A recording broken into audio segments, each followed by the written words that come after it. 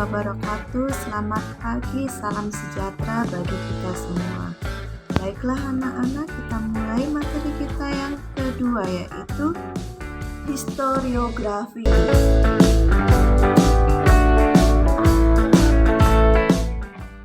Historiografi itu bahasa Latinnya adalah historiographia atau historia, yang artinya sejarah atau narasi penulis. Historiografi itu dibedakan menjadi dua: proses akhir metode sejarah dan ketergantungan ekslansi sejarah. Yang terkandung dalam eksplanasi sejarah itu mengapa sih peristiwa itu dapat terjadi? Kemudian bagaimana sih akibat atau dampak dari peristiwa tersebut? Model penulisan dalam historiografi. Ada dua model. Yang pertama, deskriptif dan naratif. Yang kedua, deskriptif dan eksplanatif. Deskriptif, naratif, itu penulis sejarah yang kronologis tanpa suatu analisis yang lebih mendalam, tanpa menjelaskan latar belakang, saling keterkaitan antar peristiwa, serta hubungan sebab akibat. Kemudian, deskriptif eksplanatif itu terkadang disebut model deskriptif argumentatif, yaitu penulis sejarah yang bukan hanya menguraikan atau menyajikan suatu peristiwa secara kronologi tanpa juga diberi tambahan bobot analisis. Kemudian analisis ini menggunakan pendekatan interdisipliner atau multidimensional, yaitu menggunakan bentuk berupa teori dari ilmu-ilmu sosial untuk mempertajam analisis suatu peristiwa sejarah. Kemudian ilmu sejarah yang diakronis, unik, dan mementingkan proses itu menjadi semakin lengkap dengan bantuan ilmu sosial yang sinkronis dan mementingkan struktur tersebut.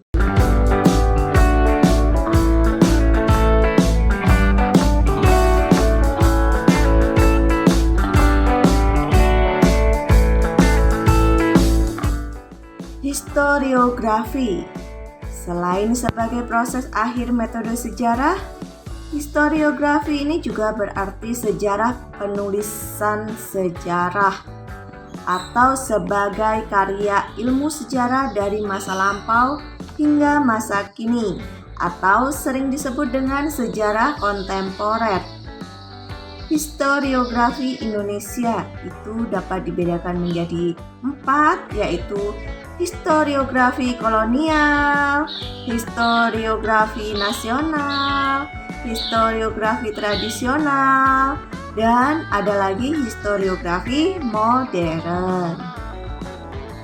Adapun historiografi tradisional, bisa kalian lihat di atas ini adalah salah satu contoh gambar Babad Pajajaran yang memiliki ciri-ciri sebagai berikut. Yang pertama, istana sentris. Yang kedua, feodalis dan aristokratis. Yang ketiga, subjektivitas tinggi. Yang keempat, bertujuan untuk melegitimasi dan menyelenggarakan kekuasaan raja. Yang kelima, banyak mengandung anakronisme dalam penyusunannya. Yang keenam, realitas bercampur mitos. Yang ketujuh, sumber datanya itu sulit ditelusuri. Dan yang ke-8, regiosentris. Historiografi kolonial.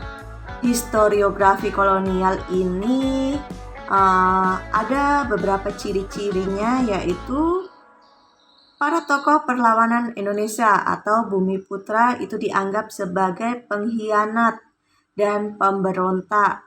Kemudian penulisan sejarah itu bertujuan untuk mempertahankan status quo kolonialis di Indonesia.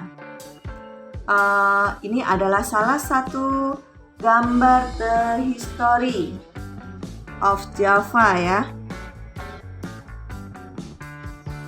Berikutnya, historiografi nasional. Nah, berikut adalah salah satu gambar sekitar perang kemerdekaan Indonesia. Seperti ini gambarnya ya, gambar bukunya. Adapun ciri-cirinya, yang pertama, Indonesia sentris.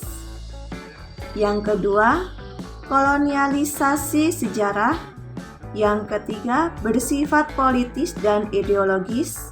Yang keempat, ciri kritis dan ilmunya kurang diperhatikan. Yang kelima, bertujuan membangun karakter bangsa dan membakar semangat nasionalisme.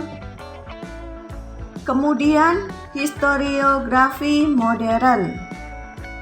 Ada 3 ciri-ciri historiografi modern.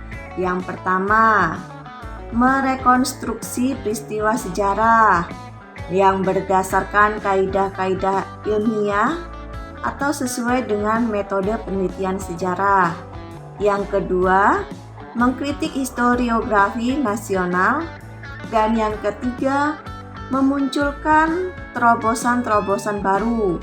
Salah satunya adalah memunculkan peran rakyat kecil atau sering disebut dengan wong cilik sebagai pelaku sejarah.